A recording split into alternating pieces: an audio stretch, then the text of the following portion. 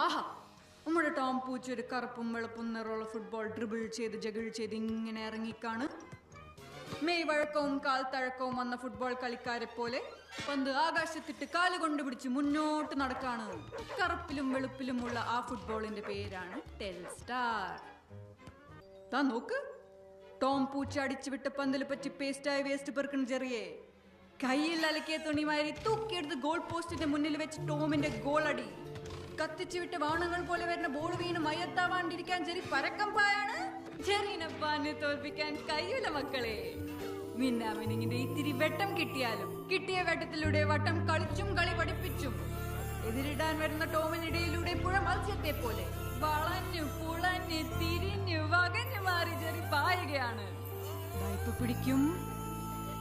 അയ്യോ, ടോം കസിലിന്റെ അടിയിലേക്ക് പോയി. താഴെ ചെറിയ മുകളിലേക്ക് വന്ന ടോം